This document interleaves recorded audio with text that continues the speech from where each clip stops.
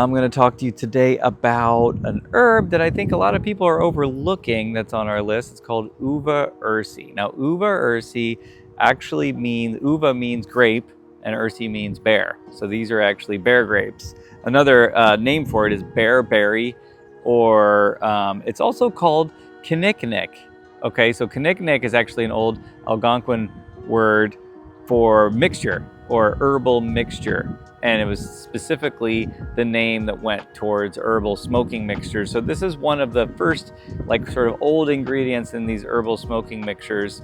And you know, I would put this pretty important high on the list, right up there with like lobelia for anybody who is very interested in other herbs that have been smoked traditionally. This is a big one.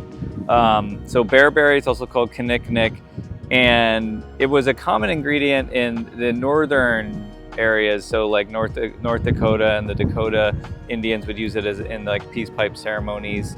And it's sort of it grows like, you know, in the north a lot. So it's kind of this low to the ground bush with red berries on it that you can eat. It's actually really good for like infections, like urinary tract infections, kind of like cranberry and stuff like that. It's also good for like as a blood tonic. And it was used as a smoking ingredient in many smoking mixtures of the northern tribes. Again, it goes by several different names: bearberry and kinnikinnick. We call it by its sort of more Latin name, Uva Ursi. I think that's been kind of confusing people. People are like, well, you know, what is this Uva Ursi? Never heard of it. I don't know. It's a brand new one. So a really nice additive to your blend. It's also one of the main ingredients in the Kinnikinnick blend that we sell.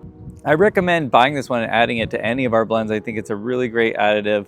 A lot of people experience sort of this feeling of oneness, feeling of connection, feeling of just sort of everything coming together. I think it's a very stabilizing herb. I think it's very good for ceremony and for like if you're doing like the meditation, or if you're doing like any sort of ritual healing meditation vibe. I think this is a good herb to include in that.